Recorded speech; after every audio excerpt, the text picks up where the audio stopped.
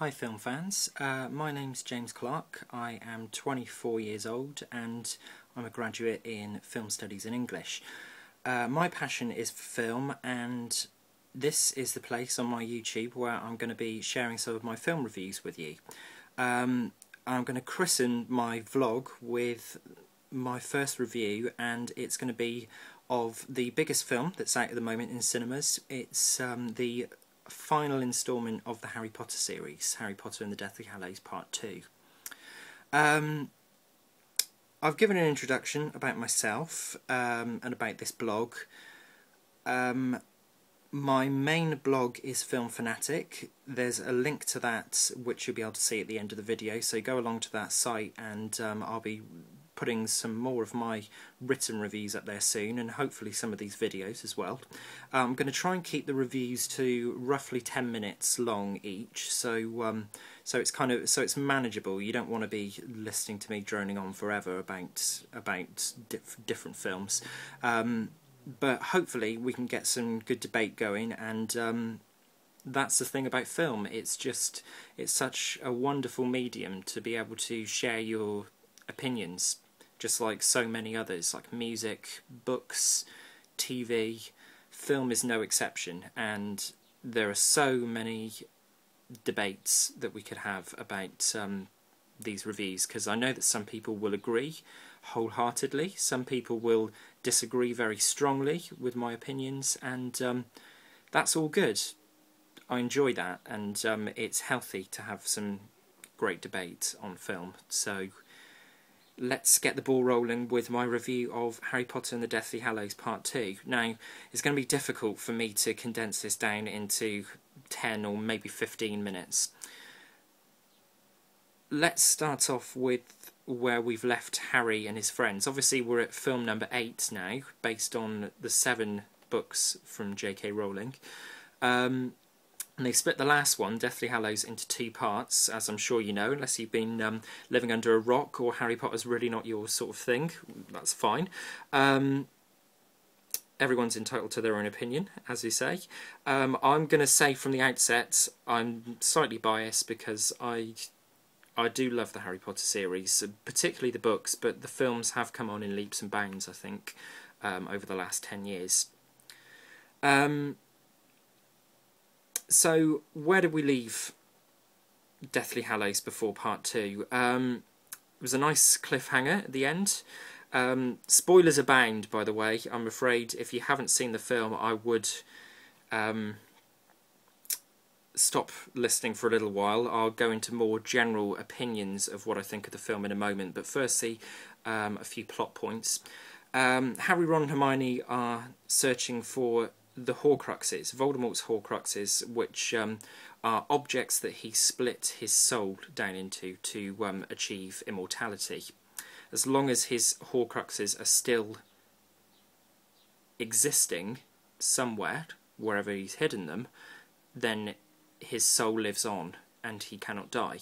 So there's no way that Harry can defeat him, unless Harry, Ron, Hermione find all of the Horcruxes. Now, we're a few Horcruxes down, but there's still a few more to find in this film. At the very end of Part 1, we had a nice little animation. Well, I say nice, it was a beautiful animation, explaining the Deathly Hallows themselves. The Elder Wand, the Invisibility Cloak, and the Resurrection Stone. They do come into play far more so in this latest film in Part 2 than in Part 1. Well, particularly 2 of them. Anyway, 1 seems to have been sidetracked, which I didn't quite understand, but there we are.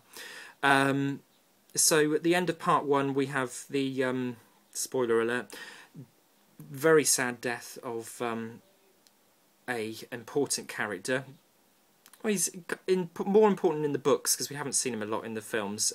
Poor Dobby passes away on at the beach, Shell Cottage, where Bill and Fleur are staying, and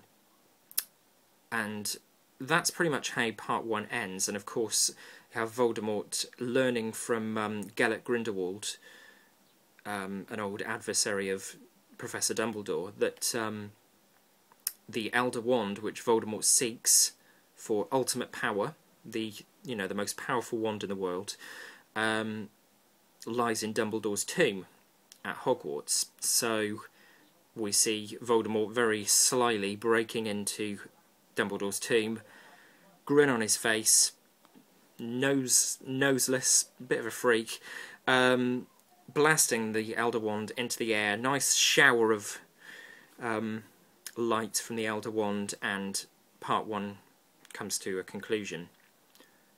It's a nice cliffhanger. Part 2, if you haven't seen part 1, I do advise that you do watch that first, even if you've got quite a way to catch up with the Harry Potter series. If you're planning to see part 2, watch part 1 first, mainly because if you have skipped so many of the stories, you will be lost with part 2, because it does launch straight into the action. What can I say about part 2 then? Firstly, let's talk about the characters. Alan Rickman totally steals the show as Snape, and I have been waiting for him to do that for the whole series, because being a fan of the books, I knew when it got to Deathly Hallows that we had to find out some more about Snape. We had to, because the character is so ambiguous. And in that vein, Alan Rickman has played the character in such a way to emphasise the ambiguity. And it's an excellent character arc, and it's one that plays out brilliantly in this final film. Alan shines as Professor Snape. He presents the sly side, but he presents the curious side. You know, the twinkle in his eye that you see anytime he comes across any particular characters. And the one scene which is a standout in the film is The Prince's Tale, which involves the audience finding out much more about Snape as a character, and finding out where his true allegiance lies. And there's so much more depth to the character. He's the most fascinating character of all of the ones that J.K. Rowling has created for the series. Very multifaceted, and the performance is just brilliant from Alan Rickman. It really is the star of the show in this final film. Michael Gambon does return as Dumbledore. I mean, it's a little bit of a spoiler, but we do see Dumbledore one more time for about 10 minutes on screen. He's used throughout Snape's story, The Prince's Tale, which is about 7 minutes long, and he also features in a scene with Harry towards the end of the film as well.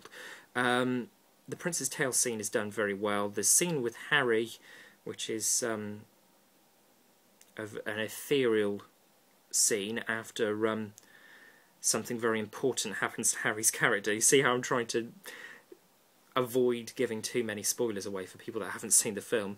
The scene with Harry isn't quite as successful, but I will say that Michael Gambon does play Dumbledore very well now.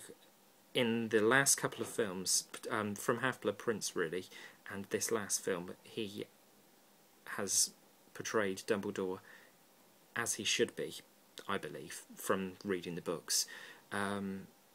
That sense of all-knowing, but also, you know, that wicked sense of humour that the character has. So he does play on that very well. He even plays on that in what many would consider to be quite a sombre scene between him and Harry in this final film.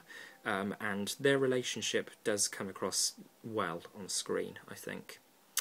For some of the bit characters, Professor McGonagall, Maggie Smith gets a brilliant turn again as Professor McGonagall. A particular highlight is when she is casting the stone statues alive around Hogwarts and ordering them to protect the school and protect its students. She just plays that character so well that it's hard to imagine anybody else playing that character. And Ralph Fiennes is terrific actually this time as Voldemort. You see the naivety of Voldemort. It comes across very well. David Yates as a director is clearly at the top of his game now. He started with The Order of the Phoenix, and now 4 films on in the series, you can tell that he has a lot of understanding for the source material, and he does weave characters and plot together very, very well. There have been quite a few complaints about the way that the battle is, the final battle is actually seen on screen. I think people were expecting there to be more sort of intense action. It isn't Lord of the Rings, it's not a Helm's Deep battle. That's the closest kind of thing that you could relate it to, because it's in the fantasy genre. But it's something entirely different, and I think it works in the way that it works so well, because it's not just, you're not just seeing people fighting and throwing spells at each other. It's not disjointed like it felt a little in The Order of the Phoenix with the battles at the end of that film. It's very emotion heavy, and you see the general catastrophes of battle. You see loss, you see moments of hope, you see light coming through the destroyed castle as the antagonist is defeated, and it's just a brilliant way of drawing everything together. And I think David Yates is quite excellent as a director in that respect. He is, I think he is the best of the Harry Potter directors, personally. That is my opinion. I know many people will disagree. I know Alfonso Cuarón, the director of the third film, The Prisoner of Azkaban, is regarded as the best director of the series. And I have to admit, The Prisoner of Azkaban is a stylish film. It is a very good film in the series. But I have to say that these last few films, I think, are the best of the Harry Potters. And they should be, really. They have had 10 years to perfect these stories, and they have had J.K. Rowling actually helping them out with the material and working as a co-producer on these final films, particularly part 2 of the Deathly Hallows. So, and she herself has said she thinks it is a fine conclusion. So, what more can you ask for? There will be people that expected more. I've seen it in cinemas where people have laughed in kind of inappropriate places, where scenes might not quite have had the same effect that the producers were hoping. I know there have been some sort of nonchalant arguments about the epilogue and how the trio clearly look much older than they should, with it being only being 19 years on. But I disagree. I think that works well at the end of the film, and I have to say I did shed a number of tears for Harry Potter, for this final Harry Potter, because it is the end, and we've followed these films, or I have certainly, since I was about 14 back in 2001. So it's been quite a journey, and I must say that I am, as a Harry Potter fan, I feel very proud of this final instalment in the series. I'm going to try and put something together that's a little more concise as a part of a written review of The Deathly Hallows Part 2 on my blog, Film Fanatic. As I say, a link to that will appear at the end of this video. So for my introductory vlog video, my first review, thanks for listening if you've been listening, and this is James Clark signing off, and I'll be back with another review. And look out for my screen gems as well. I'm going to start with one of those very soon, and it might surprise some listeners. Take care.